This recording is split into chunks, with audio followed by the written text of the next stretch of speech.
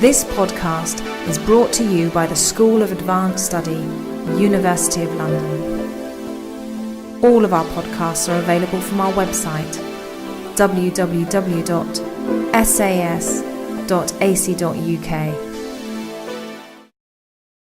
Thank you very much. I'd like to thank AB Colombia for this invitation to speak, and thank you all for staying on after quite a long day. It's been fascinating, but action-packed, let's say. Miles Litvinoff. I'm an individual member of the London Mining Network, and I'm going to speak partly about the report from the London Mining Network, UK-listed mining companies and the case for stricter oversight. I also work as the coordinator of the UK chapter of the global Publish What You Pay Civil Society Coalition, and I'm going to speak about that as well. And what links these two areas of work is looking at company accountability, how it can be pursued through stock exchanges and international finance, how they can be used as vehicles for company accountability. Specifically, I'm going to talk about three things: payment and revenue transparency, and we've heard earlier on today about tax and corruption issues. Secondly, better regulation in relation to human rights and environmental impacts. And thirdly, about shareholder advocacy and campaigning. So first, transparency. In 2008, exports of oil and minerals from Africa, Asia and Latin America were worth an estimated $1.19 trillion in total, more than 9 times the value of international aid. In the same year, illicit financial flows out of developing countries totaled even more, about 1.26 trillion. Oil, gas and minerals are a critical source of government revenue in about 60 developing and transition countries. As in other regions, Latin America's mineral resources could finance human-centered development in the form of public programs in health, education, rural development and economic diversification. But much of this money is lost, stolen or mismanaged. For example, while Honduras' mineral sector was reportedly worth $198 million in 2007, that year the Honduran government received only $283,000, a tiny fraction in mining income. Given reliable information about the flow of revenues to governments from extractive companies, citizens and civil society could track the money and hold companies and governments to account for its use. Access to information is a human right. Companies and governments that hide information about what they pay and receive for a company's mineral resources, which are a public good, violate the right to information and contribute to an illicit system. Since 2002, we've had the Extractive Industries Transparency Initiative, but in Latin America, only Guatemala and Peru are members, and the EITI has limitations. It's voluntary and reporting is often poor. What we need is mandatory reporting of payments to governments by mining companies on a country-by-country and project-by-project basis, and this is now starting to happen. From 2014, Section 1504 of the 2010 US Dodd-Frank Act will require all US-listed mining, oil and gas companies to report their payments to governments country-by-country and project-by-project. Similar legislation is being finalised in the European Union for EU-listed extractive companies. And Canada looks set to follow soon. Most of the world's large mining companies will be covered by these three jurisdictions. So we can look forward to much more information about the taxes, royalties, bonuses, fees that mining companies pay to governments. The Publish What You Pay Coalition is campaigning for similar disclosure rules for all publicly listed extractive companies worldwide, and believes that this will significantly improve financial accountability.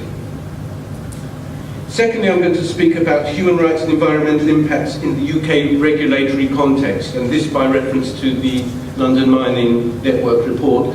By the way, no copies seem to be left on the table, which I guess is a good thing. You can download it from the London Mining Network website as a PDF, and I think in the form of slides. First, I'm going to refer briefly to a report from the Corporate Responsibility Coalition, which is a coalition of UK NGOs. And in this 2011 report, it focuses on the new UK Companies Act. Well, it was new in 2006. And I'm sorry that our representative from the UK government is no longer with us. Especially this Act, the 2006 Companies Act, requires UK-listed companies to report in the form of a business review about their environmental, employee, social and community issues, and quotes, to the extent necessary for an understanding of the development, performance or position of the company's business, unquote.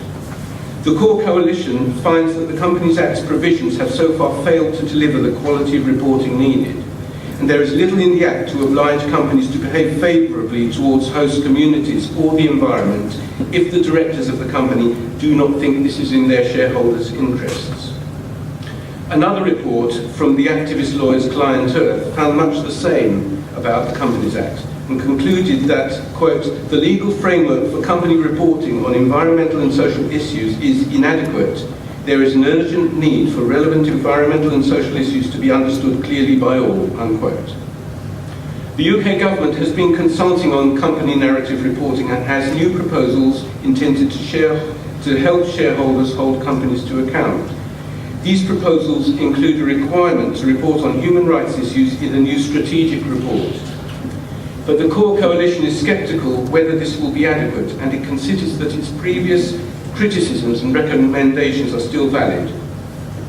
And briefly to summarise those recommendations from 2011, they include a requirement for companies to be asked to report on their human rights policies, practices and impacts against a mandatory reporting standard. That's a proposal for the UK. These are all proposals for UK regulatory reform. Secondly, company audits to cover environmental, social and human rights impacts and to involve discussions with local community representatives and civil society, again as a legal requirement. Thirdly, the Financial Reporting Council, which oversees UK company reporting, to include members with social and environmental expertise to have an effective complaints mechanism and to publish the outcome of complaints and investigations.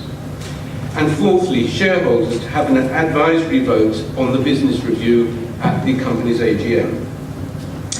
The report from the Lawyers Client Earth similarly calls for a statutory right of access to and to speak at company annual general meetings for people who've been negatively affected by company activities or their representatives. Reforms along these lines are, I think, achievable. Now, I'd like to discuss briefly the UK Listing Authority. This is the name under which the Financial Services Authority regulates companies that raise funds on UK stock markets. Under the government's Financial Services Bill, which is currently under discussion in the House of Lords, the Listing Authority function will transfer to a new Financial Conduct Authority. Earlier this year, when the London Mining Network published this report, which I mentioned, UK listing mining companies and the case for stricter oversight, the report highlights recent examples of economic, human rights and environmental harms resulting from the activities of mining companies listed on London's main market, which is the main stock exchange, and the alternative investment market. Affected companies of operation include Bolivia, Colombia and Peru. And companies featured include Brinkley, Boomi, GCM Resources, Glencore, Monterico and Vedanta. We've heard about the Monterico case today. Like many regulations, the UK's listing rules look good on paper, but they're often poorly implemented. UK-listed companies, for example, are not required to report breaches of compliance requirements set by the World Bank, the IFC, the OECD and other bodies. And they're spared the kind of disclosure required by the Hong Kong Stock Exchange. And here we have an example of China being significantly ahead of the UK and Europe and the US. The Hong Kong Stock Exchange requires new listing companies to report project risks arising from environmental and social issues, as well as, quote, historical experience of dealing with concerns of local government and communities, unquote, and claims over the land on which they are operating, including, quote, ancestral or native claims. UK regulation, therefore, has plenty of what Professor Ruggie has called governance gaps, and London Mining Network's report recommends that the UK Listing Authority should increase the accountability of London listing mining companies through these measures. Number one, requiring mining company reports to disclose any findings of non-compliance with recognised international standards and any court convictions. 2, explicitly require companies to respect international human rights and environmental standards with sanctions to enforce compliance, including delisting of significant offenders. 3, including in its membership people with human rights and environmental expertise. 4, having an effective complaint and remedy procedure. And 5, requiring companies listed on AIM, the alternative investment market, to comply with key main market listing rules. The last point about AIM arises because while the UK Listing Authority regulates the London Stock Exchange main market, AIM is regulated only by the London Stock Exchange itself. It's not a government-regulated market. And another recent report from the NGO Rights and Accountability in Development, RAID, echoes the London Mining Network's calls for much stricter regulation of AIM-listed companies.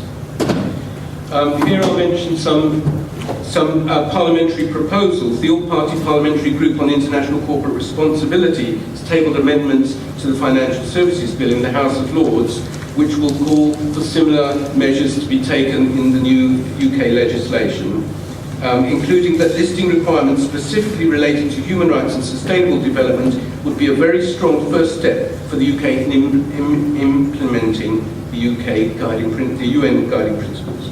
I'm raising now, so I will just slow down a little bit, but I just want to mention the role of shareholder advocacy and campaigning.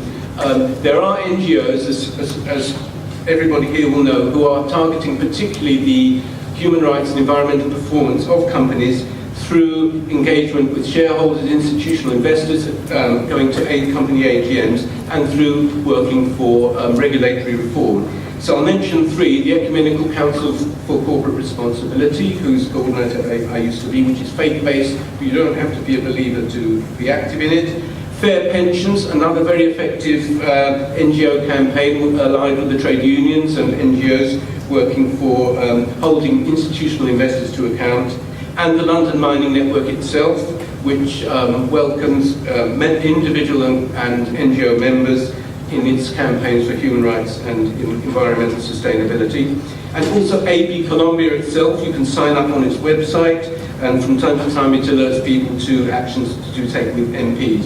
Have I got time for my 2 recommendations? Yes. Okay, thank you. So 2 recommendations for the UK government to address specifically 4 operational principles in the guiding principles. Principle 3D, states should encourage and where appropriate require business enterprises to communicate how they address human rights impacts.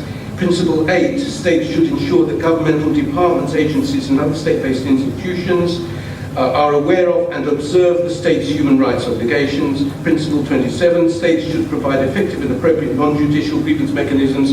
And Principle 28, states should consider ways to facilitate access to effective non-state-based grievance mechanisms. And the recommendations are, number 1, the UK government should ensure that the Financial Reporting Council has members who are environmental and human rights specialists, strengthen its human rights and environmental accountability under the Companies Act, and provide a statutory right of access at company AGMs for people or their representatives affected by company activities. And secondly, equip the new Financial Conduct Authority as the UK Listing Authority with the Sustainability Committee, including NGO representatives, and a strong mandate to ensure company accountability for human rights and environmental impacts, including AIM-listed companies, with mechanisms to receive complaints and apply remedies. Thank you very much.